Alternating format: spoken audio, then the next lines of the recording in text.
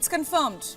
Italy, the G7 member to join China's Belt and Road, is dumping China's biggest international project. Why? For the same reason that poorer nations have discovered. It's a setup. It's a cheat. It also seems to be the start of the end of the road for China's road to destruction.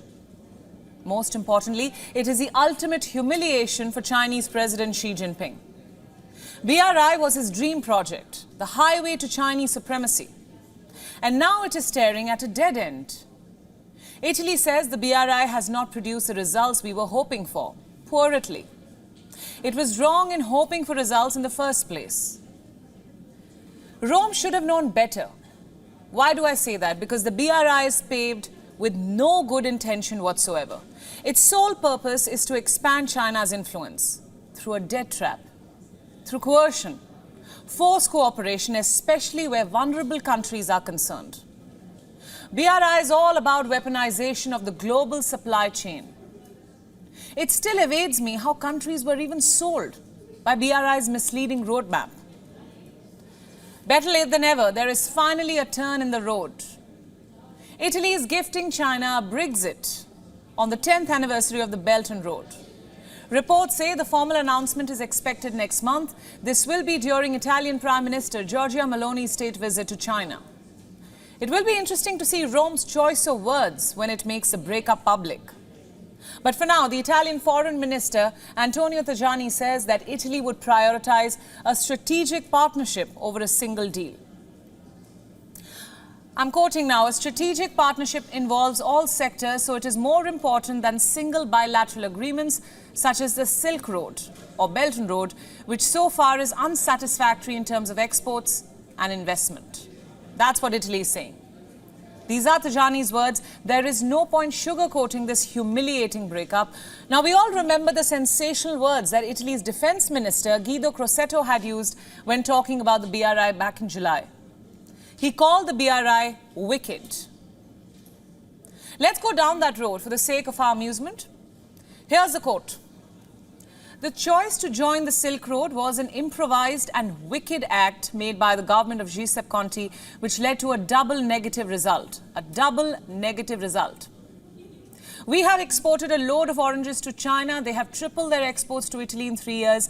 The most ridiculous thing then was that Paris, without signing any treaties in those days, sold planes to Beijing for tens of billions. The issue today is how to walk back from the BRI. Well, the deed is done. Italy has dumped the dragon, and the Brexit could not have been better timed. Xi Jinping's BRI has hit a roadblock at a time when China is coaxing G20 Sherpas to have one belt, one road mentioned in the G20 communique. Why? Because like I told you yesterday, China claims one belt, one road is what inspired this year's G20 theme, that is one earth, one family, one future.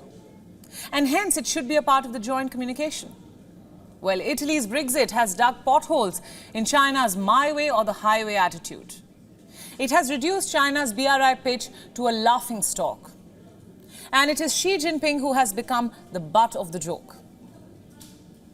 Chinese propaganda machinery has sprung into action to soften the blow. An alternate reality is now being drawn. Leading this campaign is the most obvious suspect, Global Times. Look at this. With Europe in the shadow of economic recession and geopolitical conflict, it would be wise for the European country to stabilize practical cooperation with China, a large and growing economy. Given the year 2023 marks the BRI's 10th anniversary, if Italy decides to pull out at this point, it means that Rome is shutting itself out of the new favorable policies that are expected. Time for facts now. Italy signed up to the Belt and Road Initiative back in 2019. It became the first G7 country to do so. But earlier this week, Italy's former Prime Minister Giuseppe Conte said that he thought BRI was quote-unquote meant to rebalance our trade balance. Except BRI was China's attempt to redraft the rules of international trade and skew it, of course, in China's favor. Basically, Italy believed in China's promise of a symbiosis. Under the BRI, China plans to construct what it likes to call the Overland Silk Road Economic Belt. and the Maritime Silk Road. Initially, the two were referred to as One Belt, One Road, and now it's just called the BRI.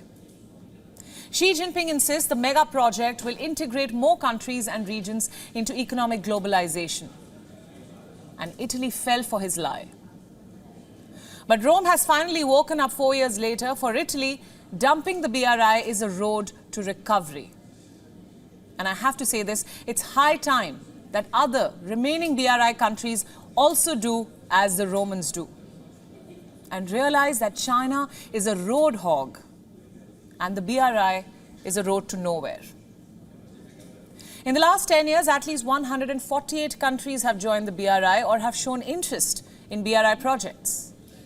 44 countries in sub-Saharan Africa, 35 in Europe and Central Asia, 25 in East Asia and the Pacific, 21 in Latin America and the Caribbean, 18 in West Asia and North Africa, and 6 countries in Southeast Asia. It's a different story that China has not yet given a clear definition of what a BRI project is.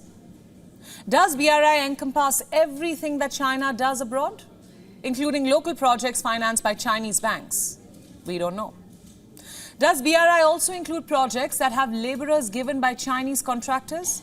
It's hard to say. China's vagueness has left enough room for abuse while also creating the perfect breeding ground for Ponzi schemes and scammers. They are just looking to lay traps. Here's an example. This is a One Belt, One Road camel milk. It was produced with German technology in Kazakhstan, but what does that mean? Ask the Chinese. In 2019, a Chinese state-owned minerals giant, Xi Mining Group, erected a billboard in Kyrgyzstan. This on the highway from Bishkek to Lake Izkyul. The sign said it was part of the Belt and Road Initiative, and the billboard was gone in a few months.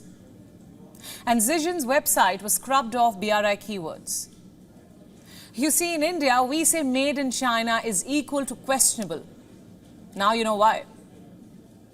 The BRI is no different. Under the guise of BRI, Chinese companies have gone on a spending spree, funding the expansion of China's global footprint, strengthening Beijing's wolf warrior diplomacy.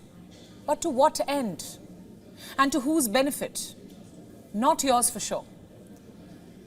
It is September 2023. The G20 summit in New Delhi is just a day away as countries come together to lay the road for the future. China is missing from the picture. Countries are closing the door on Beijing, resetting their roadmap for the future. Economies are looking at an alternate road to sustainable and peaceful economic growth. India presented one such roadmap at the ASEAN summit in Jakarta. It is a 12-point proposal for strengthening cooperation between New Delhi and ASEAN. The plan includes multimodal connectivity, an economic corridor linking Southeast Asia, West Asia and Europe, also an ASEAN-India fund for a digital future. This is a turning point China will want to remember. Within 10 years of the launch, Xi's Silk Road has hit a rough patch. Xi Jinping's dreams are coming crumbling down, bringing down with it China's dreams of global domination. WION World is now available in your country. Download the app now and get all the news updates on the move.